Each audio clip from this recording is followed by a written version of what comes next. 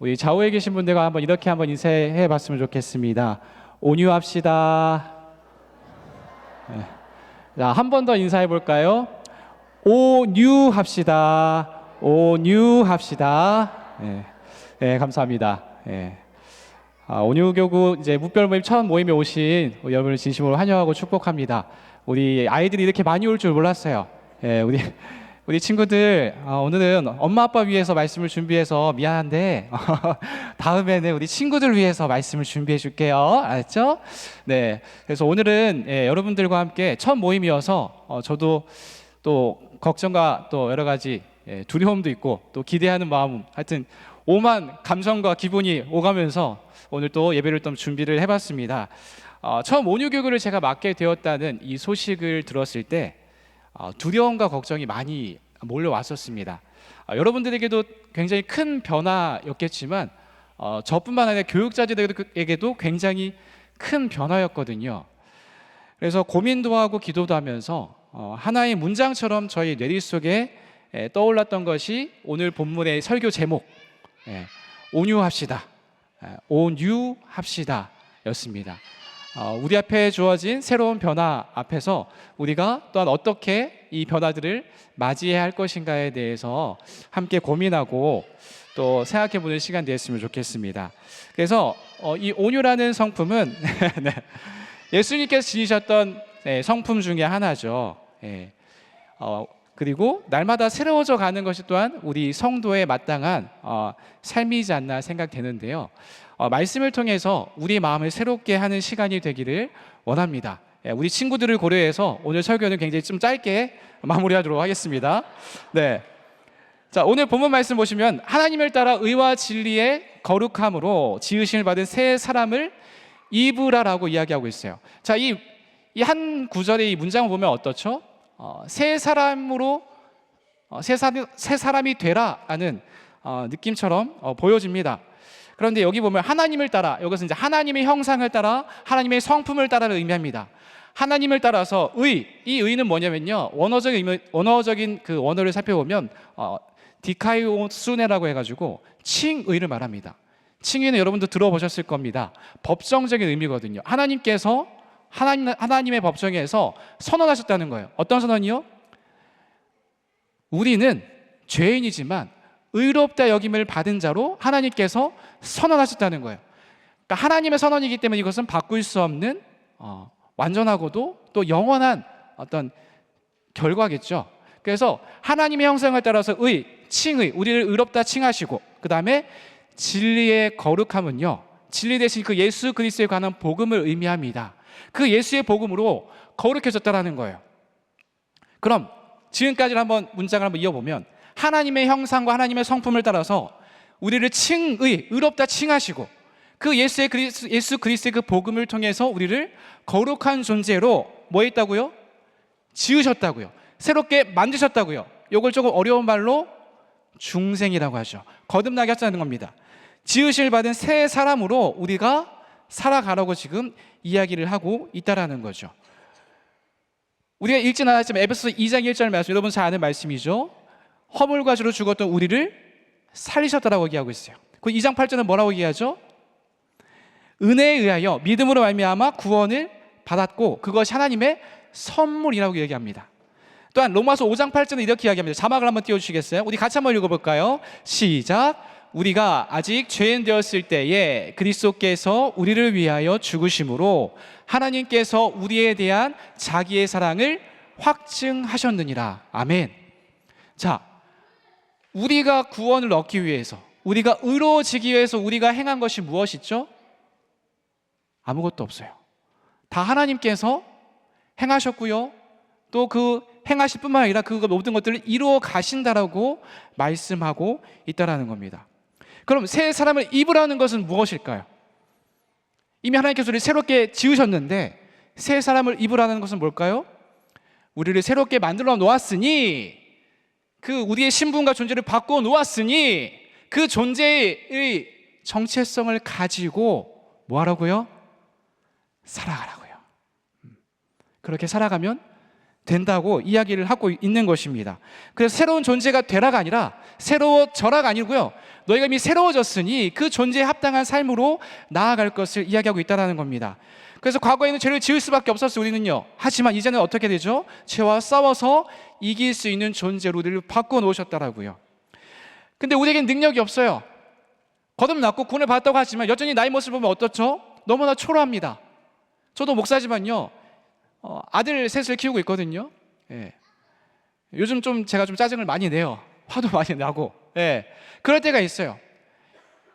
제가 이 세 아이 중에 첫째가 가장 어렸을 때 제가 육아를 잠깐 했던 적이 있었거든요. 아내가 이제 출근을 하고 직장을 다니고 제가 이제 육아를 했던 그 시기가 있었는데요. 근데 그 시기에 저에겐 너무 힘든 시기 중에 하나였습니다. 예. 그 말 못하는 아기한테 짜증을 내고요, 화를 내고요, 분노하고 있는 저의 모습을 보면서 내가 이것밖에 안 되는 존재구나라는 생각이 들더라고요. 제가 그 당시에도 목사였음에도 불구하고 그런 저의 모습이 있었다는 것이죠. 우리에게는 능력이 없어요. 그것을 우리 하나님께서도 아신다는 거죠. 그래서 뭐 하신다고요? 우리를 새롭게 바꾸어 새롭게 창조하실 뿐만 아니라 새로운 존재로 살아갈 수 있는 그런 힘과 능력과 지혜를 우리에게 공급해 주시겠다라고 말씀하고 있다는 겁니다. 에베소서를 크게 보면요, 1장부터 3장까지는요 이 존재의 변화에 대해 이야기합니다. 너희가 죄인이었지만 어떻게 너희가 구원을 받았는가. 4장부터 6장까지는요 그럼 그렇게 새롭게 바뀌어진 존재로 우리가 어떻게 살아가야 할지에 대해서 이야기를 하고 있다는 겁니다. 이 순서가 굉장히 중요하거든요. 이 순서가 바뀌면 어떻게 될까요? 이렇게 살면 너희가 이렇게 달라진다라고 되는 거예요. 너희가 거룩하게 살면 구원을 받는다라고 된다는 거죠. 근데 성경은 그렇게 얘기하지 않는다는 거예요. 너희의 존재를 이미 바꾸어 놓았으니 뭐 하라고요? 바뀐 존재와 정체성을 가지고 이제 살아가면 돼 라고 이야기하고 있다는 겁니다. 하지만 대부분의 이단들은 이걸 뒤집어 놓죠. 이걸 하지 않으면 천국에 들어가지 못합니다. 전도하지 않으면요 구원받지 못해요. 이거 하지 않으면요, 헌금하지 않으면요 그 숫자에 들 수 없습니다라고 이야기합니다. 하지만 성경은 그렇게 얘기하지 않는다는 것이죠.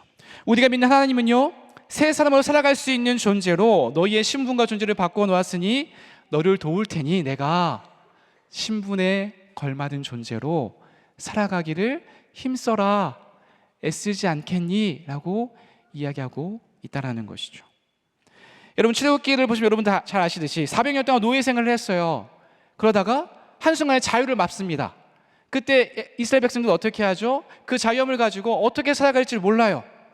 그러니까 그 자유함을 가지고 다시 애굽으로 돌아가기를 원한다고 고백합니다. 불평과 불만을 얘기해요. 애굽에 돌아가면 고기를 먹을 수 있었을 텐데, 애굽으로 돌아가면 편하게 잘 수 있었을 텐데라고 이야기하고 있는 거죠. 근데 그런 모습이 낯설지 않은 것은 나의 모습이 그것과 닮아있기 때문 아닌가 싶어요. 예수님을 믿기 전에는 좀 더 편하고 내 마음대로 살아갔는데 예수님을 알고 나고 믿고 나서 나의 삶을 보니까 이제는 돌아갈 수 없는 나의 모습들이 있다라는 거죠. 잘 안 되는 게 맞습니다. 저도 그렇고요. 하지만 우리가 그리스도인으로서 이 성장해 가는 그 과정 가운데는 이 성장통이라는 것이 반드시 존재하기 마련이죠. 여러분, 20살이 넘었다고 해서 어른이 되는 것이 아니죠. 어른다운 모습들이 나의 삶 가운데 성숙함이 묻어나와야 비로소 어른이라고 불려줄 수 있듯이, 또한 자녀가 태어났다고 해서 다 엄마 아빠가 되는 것은 아니죠. 엄마 아빠로 불려지긴 하지만 여전히 부족하고 또 모자란 모습들이 있습니다.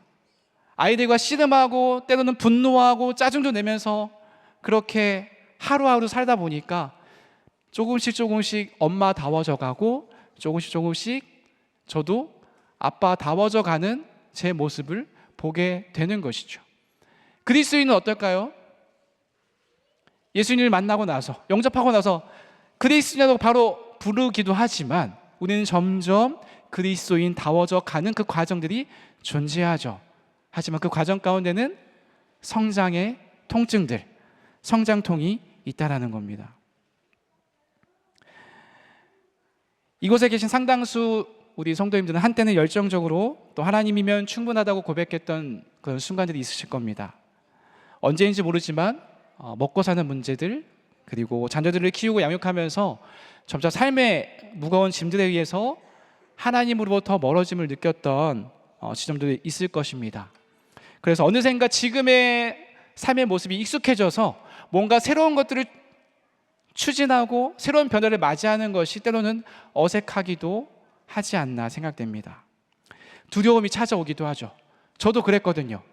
이 온유교육을 맡았을 때 어떻게 이 온유교육 분들과 또 이 성도님들에게 무엇을 우리가 줄 수 있을까? 어떤 것을 공급해 줄 수 있을까에 대한 고민들을 참 많이 했고요. 또 많은 두려움들이 찾아왔습니다.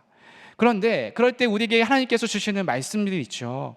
빌립보서 1장 6절 말씀이 이렇게 이야기하고 있습니다. 너희 안에서 착한 일을 시작하신 이가 언제까지요? 그리스도 예수의 날까지 이루실 줄을 우리는 확신하노라. 아멘. 비록 내 삶이 초라하고 비록 내가 뭔가 정체되어 있는 것 같고 아니 퇴보하는 것처럼 느껴진다 할지라도 우리 안에서 착한 일을 시작하시는 분이 계시다고요. 우리 앞서 고백했던 성령님께서 이미 우리 가운데 찾아오지 않으셨습니까? 그리고 그 성령을 의지하여서 우리가 살아갈 때 그리스도 예수의 날까지 우리를 날마다 조금씩 변화시켜 나가실 것을 우리는 확신한다 말하고 있는 것이죠. 변화를 시작하신 분도 하나님이시고요. 그 변화를 주도해 가시는 분도 하나님이십니다. 하나님은 내가 아니어도요, 하나님의 일을 다 이루실 수 있어요. 하지만 저혈을 부르셔서 그 일을 이루어 가시죠. 성경의 모세도 바울도 하나님께서 부르셔서 하나님의 사람으로 바꾸어 사용하셨습니다. 우리 사랑하는 온유교구 성도 여러분, 우리 먹고 사는 문제를 비롯해서 이 시대를 살아가는 것이 녹록치 않음을 압니다. 저도 여러분과 같은 시대를 살아가고 있는 또 한 명의 온유교구 성도이기 때문이죠.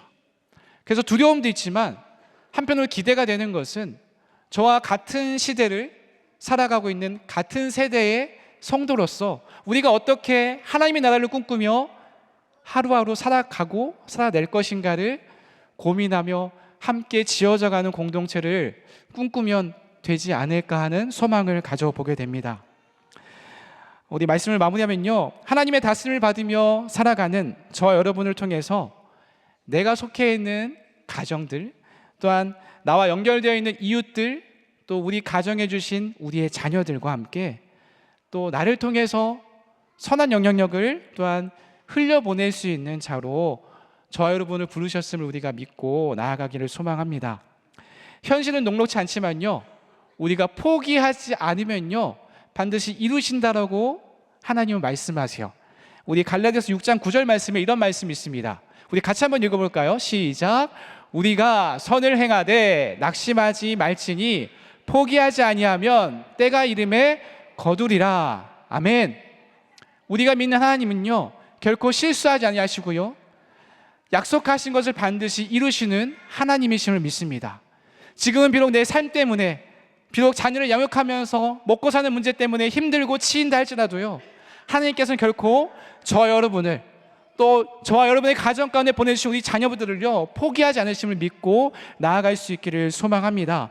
그래서 신앙생활은요 타인을 바꾸고 상황을 바꾸는 것이 아니라 나를 변화시켜 가는 것입니다. 하나님께서 새 사람을 바꾸신 것은요 타인을 바꾼 것이 아니고요 바로 나를 부르시고 나를 바꾸셨어요. 나의 존재와 신분을 바꾸셨고 나를 통해 일하시겠다고 말씀하셨습니다. 그러한 자들이 모인 공동체가 바로 교회고요 또 이 자리에 모인 온유교구 모두 성도님들이 아닐까 생각됩니다.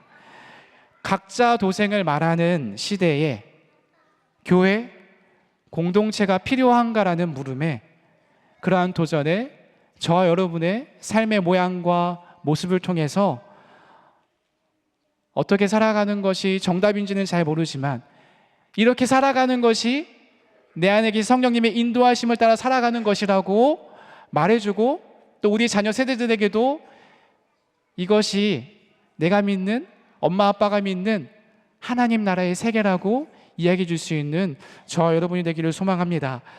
함께 나누고 여러분들과 함께 이야기하고 싶은 것들이 참 많이 있습니다. 하지만 이 시간에 다 다룰 수 없음을 안타깝게 생각하고, 또 앞으로 여러분들과 또 이러한 시간들, 또 그 외에 많은 여러분들과 나누고 소통하고 교제하면서 함께 지어져가고 함께 만들어져가는 그런 온유교구를 저는 마음속에 품고 있고, 또 우리 모든 교육자들과 함께 그러한 모습을 기대하고 소망하면서 나아가고자 합니다. 그래서 우리 교육자들과 우리 온유교구 성도들, 또 이제 함께 하고 있는 모든 예친 식구들과 함께 이 믿음의 여정을 함께 걸어가며 함께 만들어가는 교회가 되기를 진심으로 원합니다.